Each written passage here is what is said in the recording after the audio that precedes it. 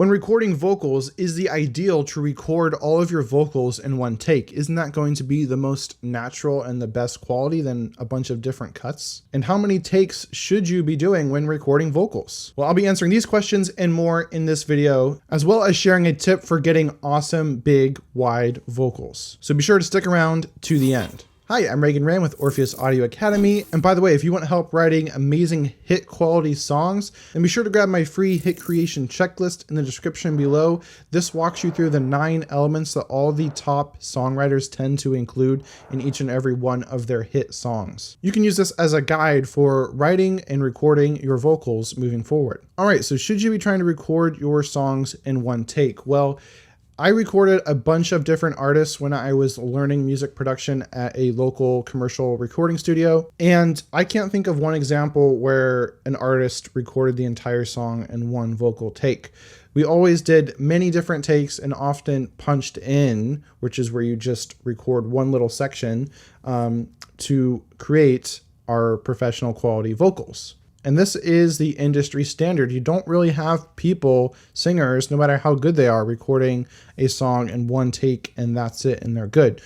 You might have someone come in and they'll sing the song all the way through once, maybe twice. That happened a lot.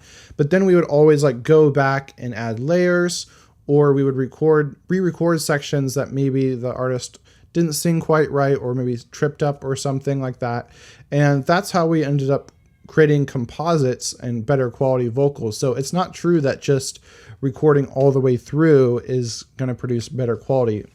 What's more common and what produces the professional quality vocals you're used to hearing is a lot of different takes of the same sections.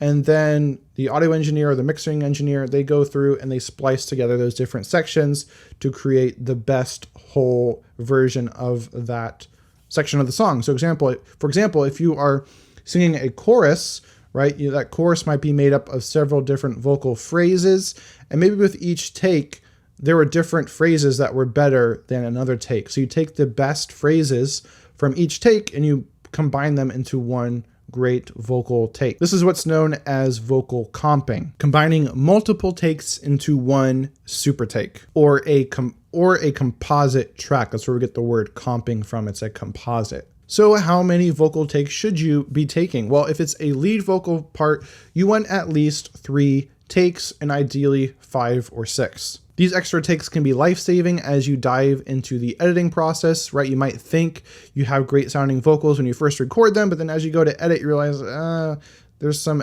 flaws in here, things aren't quite right. It's better to have those extra takes just in case you need them.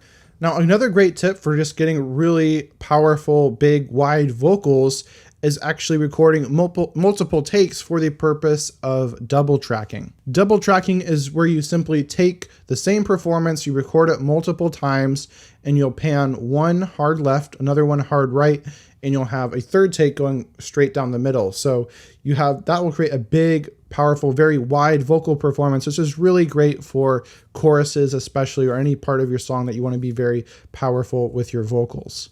And now I'm trapped here, wrapped in Hades' grip. The chains have run me raw, I'm stuck on Sedna. And now I'm trapped here, wrapped in Hades' grip.